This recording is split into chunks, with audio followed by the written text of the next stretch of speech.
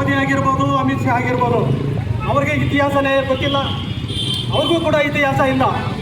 ಯಾಕಂದರೆ ಅವರು ಉನ್ನತವಾದ ವ್ಯಾಸಂಗ ಮಾಡಿರ್ತಕ್ಕಂಥದ್ದು ಈ ದೇಶದಲ್ಲಿ ಯಾರಿಗೂ ಕೂಡ ಗೊತ್ತಿಲ್ಲ. ಅವ್ರು ಯಾವುದೇ ಡಿಗ್ರಿಗಳು ಕೂಡ ಮಾಡಿಲ್ಲ.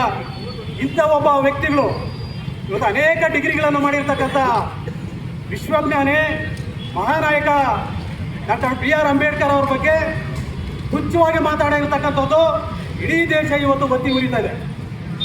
ಇವತ್ತು ಸಂವಿಧಾನದ ವಿಚಾರದಲ್ಲಿ ಸದನದಲ್ಲಿ ಚರ್ಚೆ ನಡೆದಂಥ ಸಂದರ್ಭದಲ್ಲಿ ಚರ್ಚೆಯಲ್ಲಿ ಭಾಗವಹಿಸಿ ಅಮಿತ್ ಶಾ ಅವರು ಈ ದೇಶದ ಅತ್ಯುನ್ನತವಾದ ಹುದ್ದೆಯನ್ನು ಅಲಂಕರಿಸಿರ್ತಕ್ಕಂಥವರು ಅಂಬೇಡ್ಕರ್ ಬಗ್ಗೆ ಕೀಳಾಗಿ ಮಾತಾಡಿರ್ತಕ್ಕಂಥದ್ದು ನೀವೆಲ್ಲರೂ ನೋಡಿದ್ದೀವಿ, ನಾವು ಕೂಡ ನೋಡಿದ್ದೀವಿ. ಅಂಬೇಡ್ಕರ್ ಅಂಬೇಡ್ಕರ್ ಅಂಬೇಡ್ಕರ್ ಅಂತಿರಲ್ಲ, ಇದರಿಂದ ನಿಮ್ಗೆ ಏನು ಲಾಭ?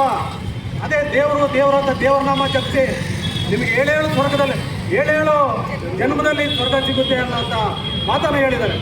ಏನಿದ್ರ ಅರ್ಥ ಅಂದರೆ ಅಂಬೇಡ್ಕರ್ ವಿಚಾರ ಬಗ್ಗೆ ಯಾರು ಮಾತಾಡೋಂಗಿಲ್ಲ. ನಾವು ಹೇಳ್ತಾ ಇದ್ದೀವಿ, ನಾವು ಅಂಬೇಡ್ಕರ್ ಅಂಬೇಡ್ಕರ್ ಅಂಬೇಡ್ಕರ್ ಅಂತ ನಾವು ಇರೋ ತನಕ ಈ ದೇಶದಲ್ಲಿ ಮಾತಾಡ್ತೀವಿ. ನಿಮಗೆ ಅಂಬೇಡ್ಕರ್ ಬೇಕಲ್ಲ ಅಂತಂದರೆ ಈ ದೇಶ ಬಿಟ್ಟು ಹೊರಗಡೆ ಹೋಗಿ. ನೀವು ಬೇರೆ ವಿಚಾರದಲ್ಲಿ ಪಾಕಿಸ್ತಾನ ಬಾಂಗ್ಲಾದೇಶ ಅಂತಿರಲ್ಲ.